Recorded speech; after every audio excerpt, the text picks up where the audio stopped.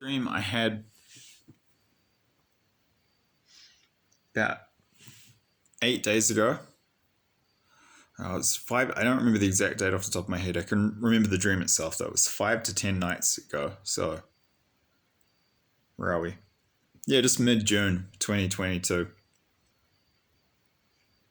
Very short and simple, but good, useful information. I want to put it out there. It's part of the sequence of dreams that have been given by God via the Holy Spirit about this coming Third World War.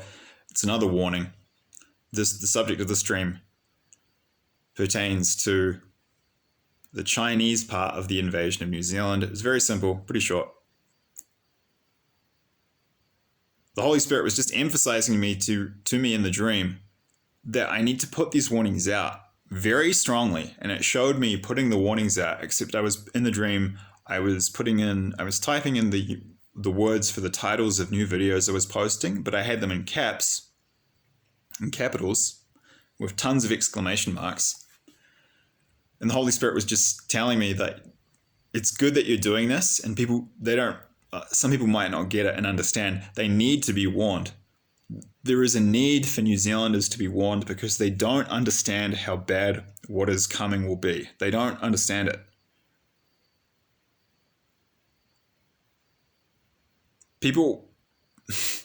I had some people unsubscribe, I think after I posted that video, the open message to my family, and I swore a little bit in that, and I was angry and upset.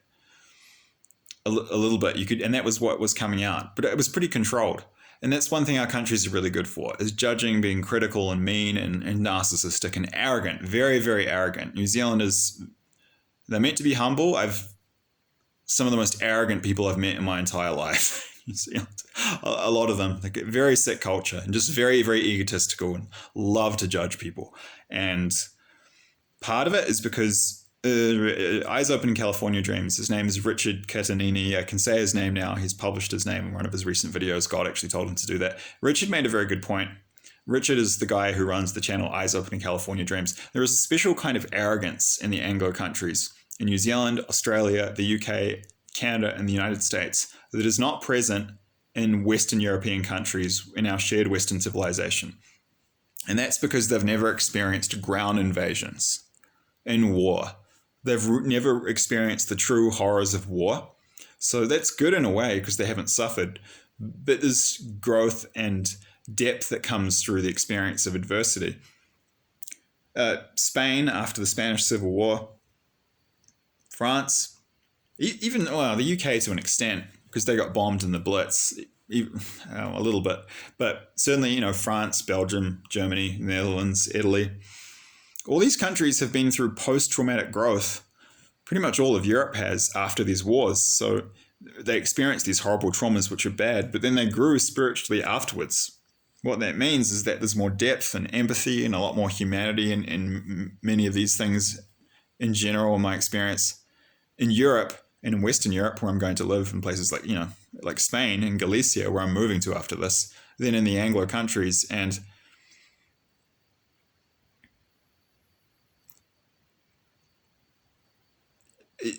maybe people wouldn't be so judgmental if they had had a bit more experience of that hardship, because it's really easy to judge when you're just being programmed by the media and you're sitting in as a white upper middle class person, and you got nothing better to do, so you go out and judge people, I guess. But I've handled myself pretty well, and I'm not going on and on about it, but I'm allowed to be upset and I'm allowed to be angry after having the experience of domestic violence and being a victim. I'm not a victim, but I was a victim of immense domestic violence.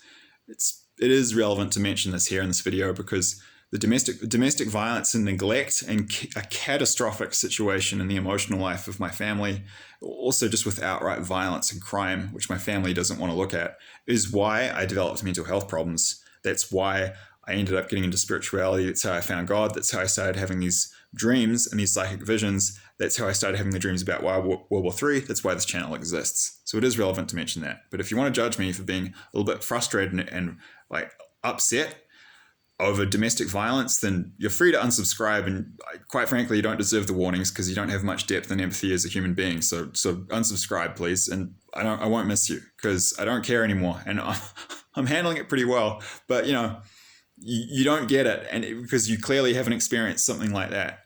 And let me tell you, there's going to be a lot of extremely angry and upset people in our countries, men and women. And yes, men are allowed to get upset and to be angry. And if you can't have it both ways, in our countries, they talk about toxic masculinity and they want men to be kind and more loving, but then people reject them when they get sad and depressed. Guys, you can't have it both ways. You can't have the positive feelings, but then not have men feel the negative ones. It's either feel everything or feel nothing. Okay? So you can't, yeah. And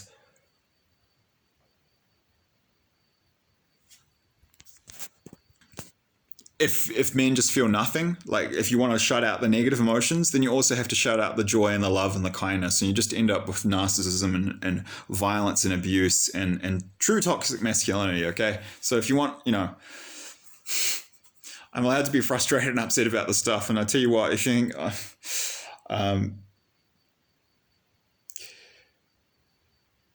maybe more people would understand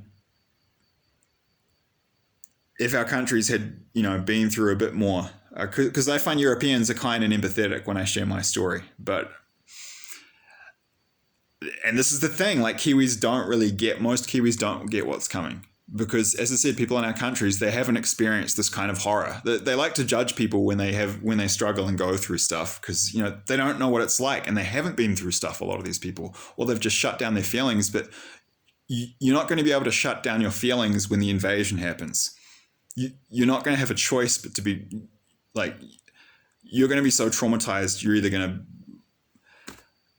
going to feel it. You won't just be able to shut yourself down and be a reptile and then become a narcissist and a psychopath, because you'll be too busy getting shot or being, a slave in a slave labor camp. Okay.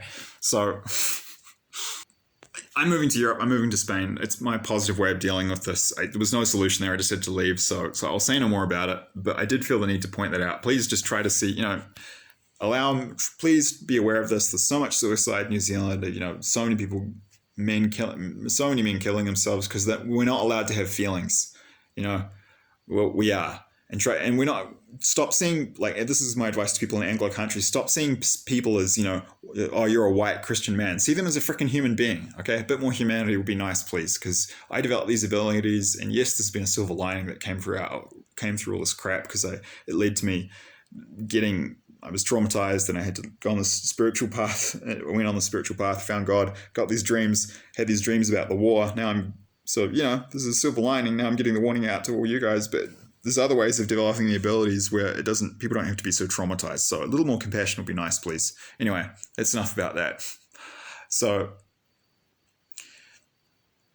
but as the Holy Spirit told me, people don't understand. People don't understand how bad it's going to be. This is why they need the warning. They don't get it. One of the things, what I got shown in the stream, and I know the bit that I just said was kind of an aside, but I had wanted to say that. So, but I'll conclude the bit about the dream now. And I was shown, so after that bit where the Holy Spirit was giving me that message and saying that, they need to be warned.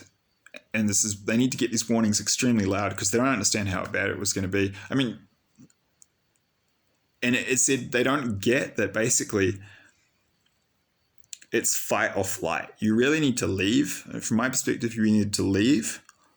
Or if you stay, like as I've said before, you should either be in the armed forces or the resistance forces, because otherwise, why would you stay?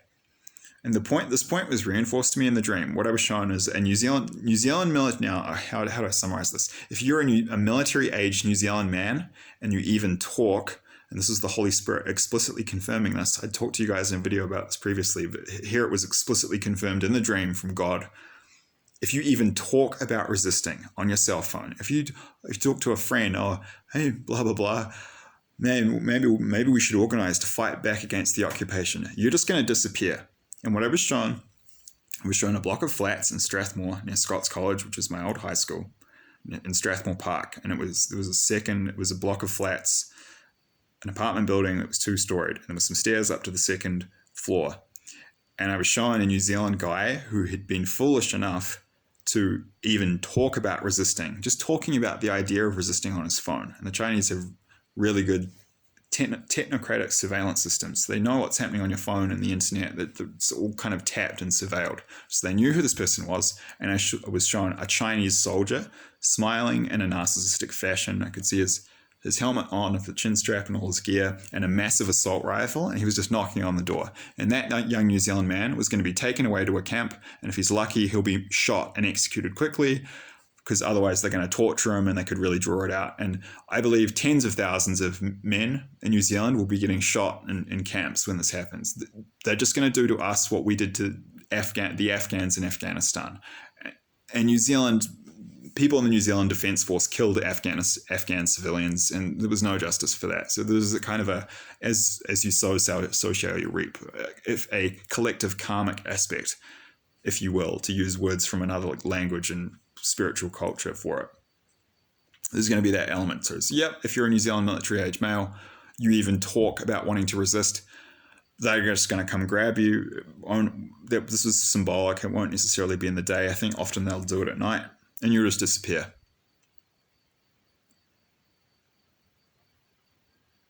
And New Zealanders are kind of naive and sheltered from this stuff because they really haven't gone through a lot of hardship. They haven't experienced it.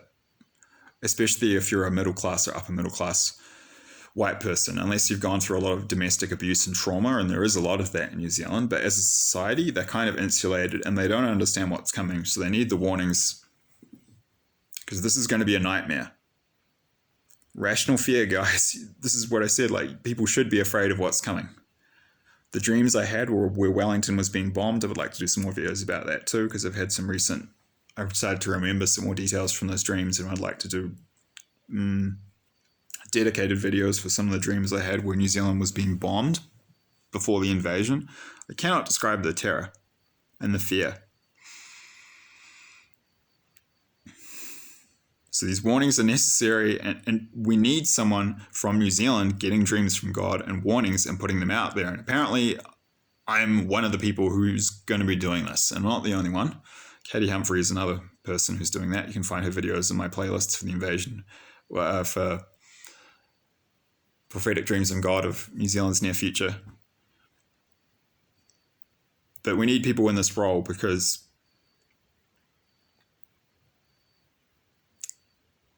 people don't understand what's coming. And if you stay and you're not planning to fight, like, I just don't understand why you would stay if you weren't planning to fight, because they're going to be doing stuff like our soldiers did in Afghanistan. There was this instance where a New Zealand soldier was killed in Afghanistan, and our troops, the New Zealand, I think it was the SAS guys, they just decided they were going to go get revenge, and they just went out and murdered like 15 Afghan villagers who had nothing to do with it, including children. Just blew them apart from with helicopter, like cannon and missiles. They murdered all these civilians. Well, that's going to happen when the invasion. So it doesn't, like, even if you're just there and you're not planning to resist, it doesn't necessarily mean you're going to be safe.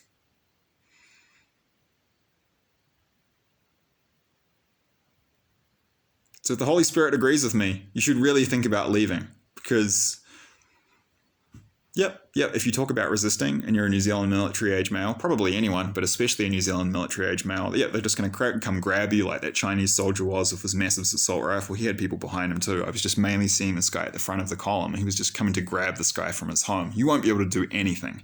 You'll have no rights. But then, the North Koreans might just execute with anti-aircraft guns on Aotearoa for fun. I'm not kidding, and I wish I was, all right? So this is life or death, and it's not a joke. And it's going to happen. And can't emphasize enough that you should leave if you're not planning to fight, because, as God showed me, people don't understand that what's coming. That's why they need these warnings, particularly in New Zealand.